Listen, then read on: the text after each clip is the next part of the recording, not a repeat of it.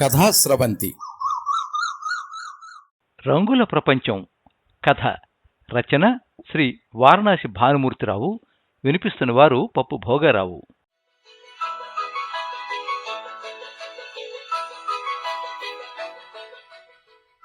Skoda కారులో hitech city వైపు వెడుతున్నాను ఏదో పని మీద. వెనక సీట్లో శ్రీమతి మా చిన్నిగాడితో కూర్చొనుంది. చిన్నిగాడి ఏడుపు. ఏమైంది మాటిమాటికి ఏడుస్తున్నాడు? కొంచెం అసహనంగా అన్నాను. మే నెల ఎండలు వాగిపోతున్నాయి. కారులో ఏసీ ఎఫెక్ట్ బాగా ఉన్నా కూడా ఉక్కగా ఉంది. డైపర్ మార్చాలండి, కొంచెం పక్కకు కారు ఆపుతారా అంది శ్రీమతి. అన్నీ ఇంట్లోనే చూసుకుని రావాలి కదా శశి, ఏమిటిది అసహనంగా అన్నాను నేను. జూబిలీ హిల్స్ చెక్పోస్ట్ దగ్గర రెడ్ సిగ్నల్ ఆపాను. బంజారా హిల్స్ నుండి వస్తున్నాను. అంతలో ఒక ఆవిడ కొన్ని వస్తువులు అమ్మజూపుతోంది. అవి కారు షేడ్ షీల్డ్స్, ఎండ ఆపడానికి పనికొస్తాయి. ఆమె దీనంగా అడుగుతోంది. ఆమె కళ్లల్లో దైన్యం, ముఖంలో నీరసం. ఆమె చేతిలో 6-7 నెలల పసికందు. ఎండకో ఆకలికో గుక్క పెట్టి ఏడుస్తోంది. శ్రీమతి డైపర్ మార్చడంలో బిజీగా ఉంది. శశి కొందామా? పాపం ఆమెకు హెల్ప్ చేసినట్టుంటుంది అడిగాను నేను. శ్రీమతి ఎగిరి గంతేసింది. చీపాడు, వాళ్ళ చేతుల్లో బ్యాక్టీరియా. చూడండి ఆమె ఎలా ఉందో, లక్షణంగా షాపులో కొనొచ్చు కదా. ఎంతమ్మా అని అడిగాను నేను. 200 సారు. ఎంతిస్తారు చెప్పండి. ఆమె ముఖం విప్పారింది, నేను కొంటానేమోనని. 150 ఇవ్వండి సారు అంది ఆమె మళ్ళీ. శ్రీమతి విండో గ్లాస్ ఓపెన్ చేసినందుకు తిట్ల వర్షం కురిపిస్తోంది. డర్టీ భిక్షగాళ్ళ దగ్గర కొంటారేమండి అంది కోపంగా. గ్రీన్ సిగ్నల్ పడింది. అమ్మా వద్దులే అన్నాను నేను. సారు, నా బిడ్డ పాలు తాగి 2 రోజులయ్యింది, నీళ్ల మీదే బతుకుతున్నాడు అని ఆమె 2 చేతులతో నమస్కరించి ఏడుస్తోంది. నా కళ్ళలో కన్నీళ్లు సుళ్ళు తిరిగాయి. జోబీలో ఉన్న 200 తీసి ఆమెకిచ్చాను. సారు అని ఒక కొత్త ప్యాక్ తీసి ఆమె నాకు ఇవ్వబోయింది. నాకు అవి వద్దమ్మా, ఈ 200 పెట్టి పిల్లవాడికి పాలు బిస్కెట్లు కొనివ్వు అని కార్ హైటెక్ సిటీ వైపు పోనిచ్చాను. మీరు ఇంత పెద్ద జాబ్ చేస్తూ రోడ్ల మీద ఏమిటండి ఆ కొనుడు? మీకు అసలు బుద్ధి ఉన్నదా? వాళ్ళ దగ్గర నుండి ఇన్ఫెక్షన్ వచ్చి రోగాలు వస్తాయి అంది గట్టిగా అరుస్తూ. అనవసరంగా 200 వేస్ట్ చేశారు. ఇలాంటి భిక్షగాళ్ళు మన దేశంలో కోట్ల మంది ఉన్నారు. ఇలా డబ్బులు పంచుకుంటూ పోతే మన ఆస్తులు అమ్ముకోవాలి అంది కాస్త ఉక్రోషంగా.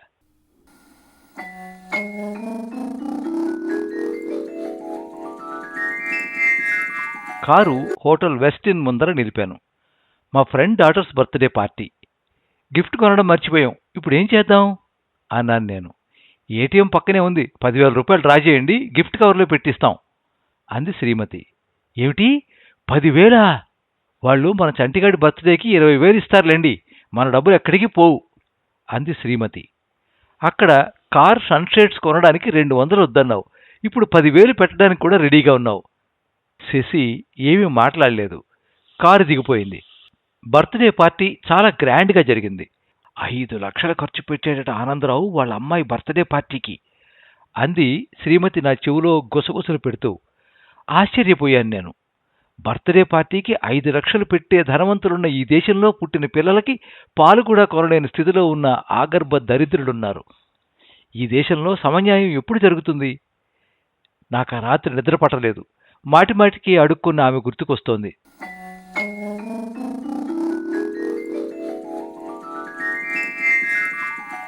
శశి, ఈరోజు మనం కర్నూలు వెళ్ళాలి, అర్జెంటుగా ఆఫీస్ పని మీద వెళ్ళాలి అన్నాను నేను 2 రోజుల తర్వాత.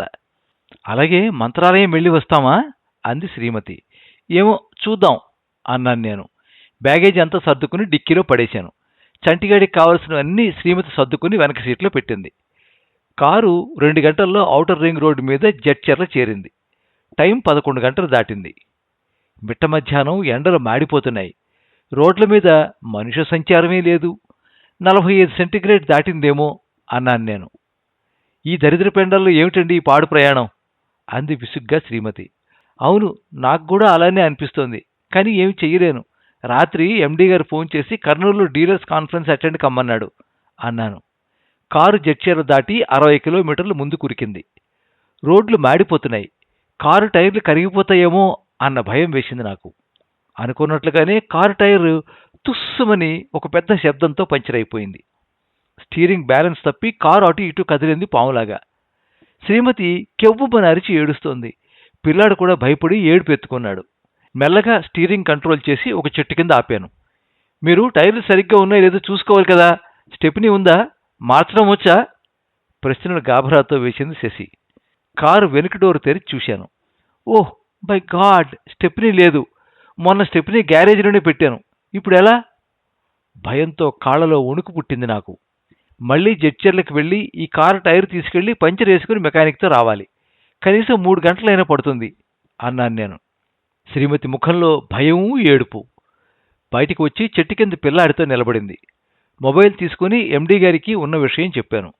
ఆయన ఏమైనా అంటాడేమో అని భయం వేసింది నాకు. సరే, కర్నూలులో ఉన్న జోనల్ మేనేజర్ను అటెండ్ అవ్వమని చెప్తాను అన్నారు ఎండీ గారు.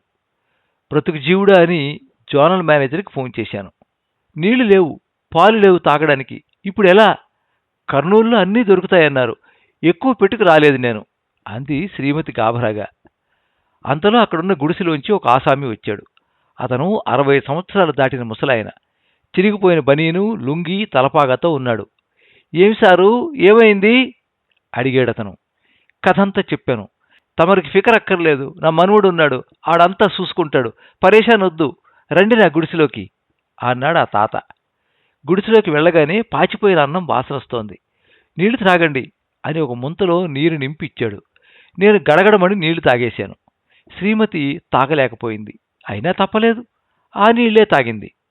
అక్కడున్న మేక దగ్గరికి వెళ్ళి మేకపాలు అప్పుడు పిండి పిల్లాడికి తాపమని చెప్పాడు ఆ పెద్దాయన. అలాగే ఇష్టం లేకపోయినా తప్పదన్నట్లు చేసింది తాను. ఎప్పుడు చేసినవో గాని 6-7 జొన్న రొట్టెలు, గొడ్డు కారం మా ముందు ఉంచాడు. ఆకలి అవుతోంది కదా, నేను మా శ్రీమతి అవి మొత్తం లాగించేశాం. అప్పుడు నా శ్రీమతికి బ్యాక్టీరియా, అపరిశుభ్రత, ఇన్ఫెక్షన్ గుర్తుకు రాలేదు.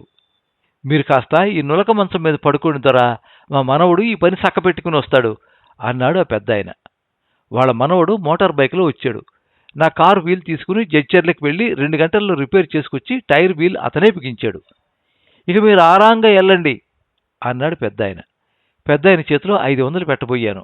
పెద్దాయన గాని మనవడు గాని ఒక్క పైసా కూడా ముట్టలేదు. బలవంతం మీద మెకానిక్ ఇచ్చిన 300 రూపాయలు తీసుకున్నాడు పెద్దాయన మనవడు. బ్రతుకు జీవుడా అంటూ కారు మళ్ళీ వెనక్కి తిప్పి హైదరాబాద్ వైపు మళ్లించాను. ఇల్లు చేరేసరికి రాత్రి 9 గంటలయింది.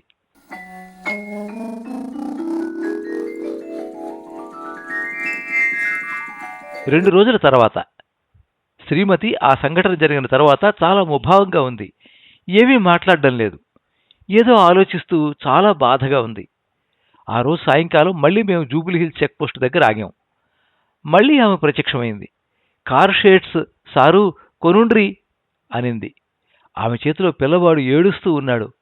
శ్రీమతి కారు డోరు తెరిచి తన చేతిలో ఉన్న ఒక ప్యాకెట్ ఇచ్చింది. మా బాబు బట్టలు ఉన్నాయి, ఇంకో ప్యాకెట్లో నా చీరలున్నాయి, తీసుకో అమ్మా అని ఆమె చేతిలో 100 రూపాయలు పెట్టింది నా శ్రీమతి. మరుసటి రోజు 2 గిన్నెల నిండా పులిహోర, పెరుగన్నం తీసుకుని పక్కనున్న గుడిలో అక్కడున్న అడుక్కునే వాళ్ళకి పంచిపెట్టి వచ్చింది. మా శ్రీమతిలో వచ్చిన ఈ మార్పు చూసి నేను చాలా సంతోషించాను. ఆ రోజు రాత్రి, శశి, నీలో ఏదో మార్పు కొట్టొచ్చినట్టు కనిపిస్తోంది అన్నాను. శ్రీమతి కళ్ళలో కన్నీళ్లు ధారాపాతంగా వర్షిస్తున్నాయి. కారు ఏసీలో కూర్చొని నీలి అద్దాల్లో ఇదే ప్రపంచాన్ని చూస్తే 7 రంగుల సినిమాలా కనిపించేది నాకు.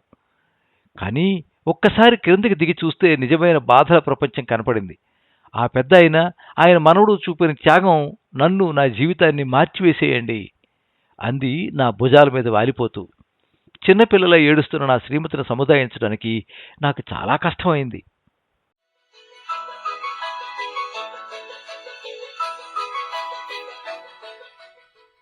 మీరింతవరకు రంగుల ప్రపంచం కథ విన్నారు.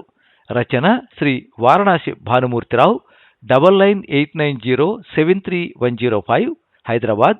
వినిపించిన వారు పప్పు భోగారావు. ఈ కథ సాహిత్య ప్రస్థానం మాసపత్రిక అక్టోబర్ 2017 సంచికలో ప్రచురితమైంది. ఈ కథ మీద మీ అమూల్యమైన అభిప్రాయాన్ని కింద కామెంట్ బాక్స్లో రాయండి. ఈ వీడియోని లైక్ చేయండి, మీ మిత్రులందరికీ షేర్ చేయండి. ఇలాంటి మరిన్ని మంచి కథలు వినిపించడానికి ఈ ఛానల్ని సబ్స్క్రైబ్ చేసుకోండి. పక్కనే ఉండే బెల్ ఐకాన్ని క్లిక్ చేస్తే ఇలా అప్లోడ్ చేసే వీడియోల వివరాలన్నీ కూడా మీకు ఎప్పటికప్పుడు నోటిఫికేషన్ ద్వారా తెలుస్తాయి. ఎప్పుడు మీ అభిమానాన్ని కోరుకునే పప్పు భోగారావు. సర్వే జనాః సుఖినో భవంతు. కథా స్రవంతి